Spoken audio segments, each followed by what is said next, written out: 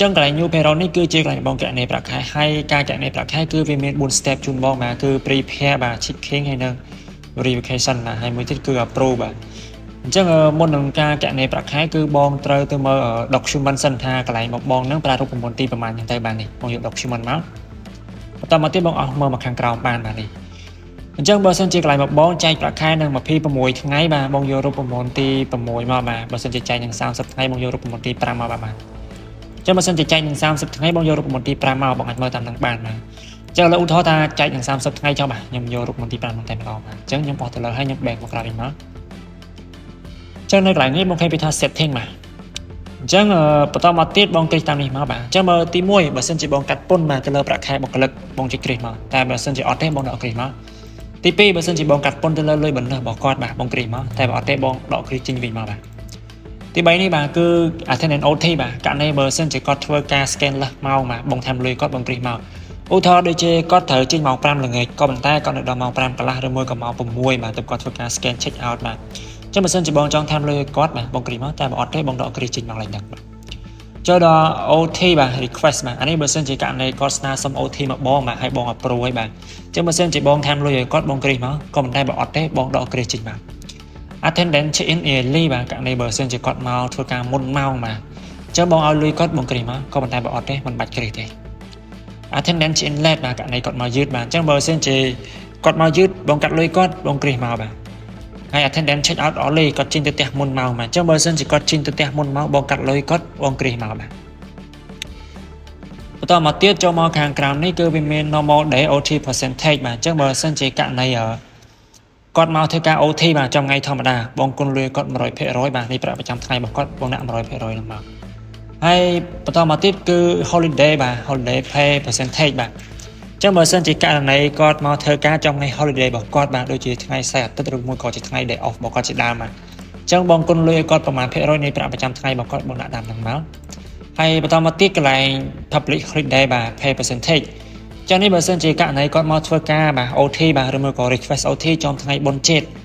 បងគុណលុយគាត់ 200% នៃប្រាក់ប្រចាំថ្ងៃរបស់គាត់បងដាក់ 200% នឹងមកបាទចឹងកន្លែងនេះបងអាច edit បានណាបងអាចដាក់ប្រមាណភាគរយក៏បានដែរបាទបងអាច edit បានបាទចឹងចូលមកខាងក្រោមនេះគឺ absent deduct percentage បាទករណីបើសិនជាគាត់ឈប់ហើយក៏អត់មានបានសុំច្បាប់ទេបាទ absent យកតែម្ដងចឹងបងកាត់លុយគាត់ប្រមាណភាគរយបាទនៃប្រាក់ប្រចាំថ្ងៃរបស់គាត់បងដាក់តាមនឹងបាទហើយនេះគឺជា exchange rate បាទហើយនេះគឺរូបមន្តមិញហ្នឹងរូបមន្តមិញហ្នឹងខ្ញុំយករូបមន្តទី5បាទគឺចែកនឹង30ថ្ងៃបាទខ្ញុំចែក share មួយមកគឺបានហើយអូខេបាទចឹងបន្តមកទៀតនៅកន្លែងនេះគឺបងត្រូវរៀបចំមកកំណត់ថ្ងៃកណេ payroll បាទអញ្ចឹងបងចង់កណេ payroll ហ្នឹងពីថ្ងៃណាដល់ថ្ងៃណាបងរើសថ្ងៃឡើងហ្នឹងមកបាទអញ្ចឹងខ្ញុំចង់កណេ payroll ពីថ្ងៃទី1បាទរហូតដល់ថ្ងៃទី31យ៉ាងដែរបាទហើយនៅកន្លែងនេះគឺបងអាចធ្វើការ filter បានអញ្ចឹងបើសិនជាបងមានច្រើនសាខាបងចង់ធ្វើ payroll ហ្នឹងម្ដងមួយសាខាបាទអញ្ចឹងបងចុចរើសមួយសាខាហ្នឹងទៅបាទហើយចុចកណេទៅបាទ generate payroll ហ្នឹងអញ្ចឹងគឺវាកណេតែបុគ្គលិកនៅសាខានេះទេបាទ testing ហ្នឹងទេអញ្ចឹងខ្ញុំមកដាក់ទេហើយដូចគ្នាផងដែរបើសិនជាចង់កណេតាម department ក៏បានដែរបាទ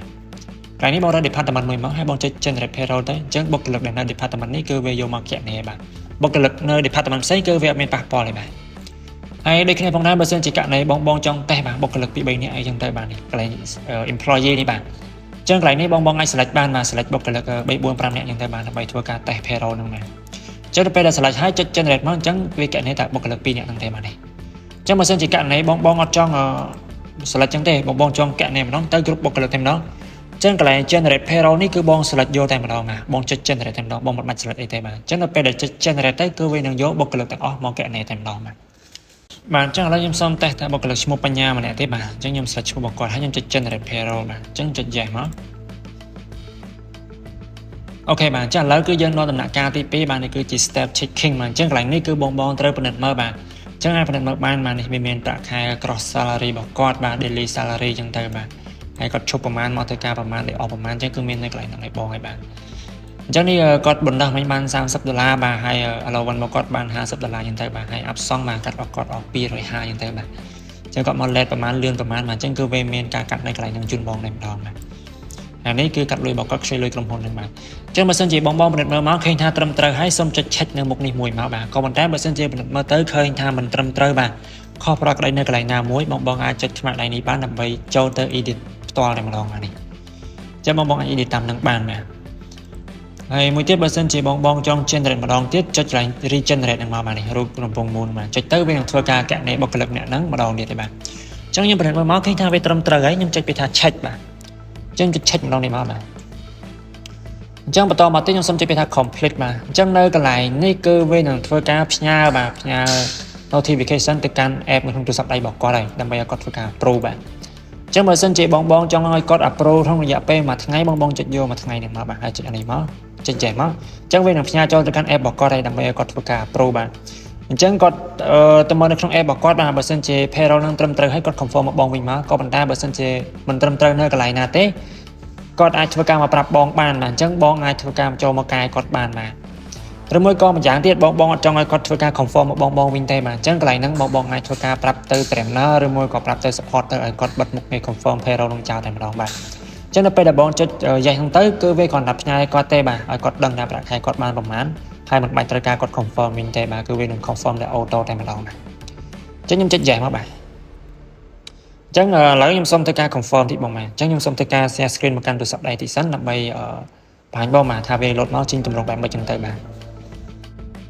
អូខេបងបាទអញ្ចឹងនៅពេលដែលបុគ្គលិកគាត់ចូលមកកាន់កម្មវិធី Change របស់គាត់មកអញ្ចឹងគាត់នឹងឃើញសារពណ៌ក្រហម load ភ្លឺផ្លែបែបនេះហើយអញ្ចឹងចុចលើនឹងមួយមក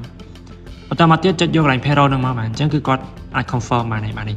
ចានេះគឺជា pay slip របស់គាត់បាទអញ្ចឹងបើសិនជាគាត់ពិនិត្យមើលមកឃើញថាត្រឹមត្រូវហើយចុច confirm មកបាទចុច yes មកគឺបានហើយអូខេបាទអញ្ចឹងប្រាក់ខែហ្នឹងគឺបាន confirm ទៅកាន់ admin គាត់វិញបាទចុច back មកគឺបាន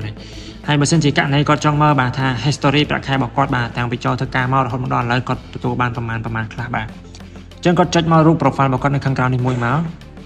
ហើយចុចពីថា payroll បាទ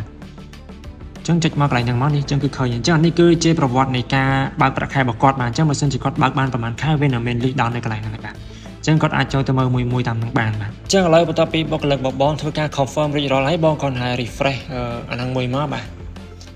បន្តមកទៀតនឹងឃើញនៅមុខឈ្មោះរបស់គាត់ហ្នឹងគឺឃើញសញ្ញាគ្រាបញ្ជាក់ថាគាត់បាន confirm ហើយអញ្ចឹងចុចពេលថា finish មកគឺដើម្បីបញ្ចប់ payroll ហ្នឹងបាទបន្តមកទៀតចុចពេលថា yes បាទហើយកន្លែងនេះបងចុចពេលថា view and print មកបាទ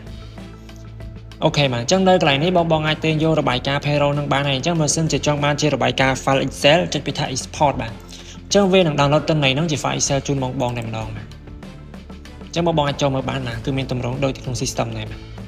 អូខេហើយមួយទៀតបើសិនជាករណីបងធ្វើការសហការជាមួយធនាគារបាទដើម្បីធ្វើការបើកលុយបុគ្គលិកអញ្ចឹងកន្លែងនេះបងអាចធ្វើការចុចពីថា export for bank បានបាទអញ្ចឹងវានឹង download ជាគំរូបាទ template របស់ bank បានហើយអញ្ចឹងកន្លែងនេះបងអាច select bank បានហើយបងប្រើ bank មួយណាបងយក bank មួយហ្នឹងទៅបាទចុច confirm មកបាទអញ្ចឹងនេះគឺវានឹង download ជា template របស់ bank ឲ្យបងតែម្ដងបាទ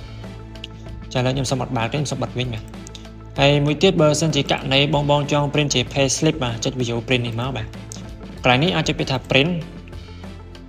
បន្តមកទៀតវានឹងចេញចម្លងបែបនេះហើយអញ្ចឹងអានេះបងអាចធ្វើការ print មកខាងក្រៅហើយសញ្ញាឲ្យបើកលុយគាត់ផ្ទាល់តែម្ដងក៏បានដែរបាទអញ្ចឹងសម្រាប់ payroll មានតែប៉ុណ្្នឹងទេបាទអរគុណអ្នកទាំងអស់គ្នាបាទ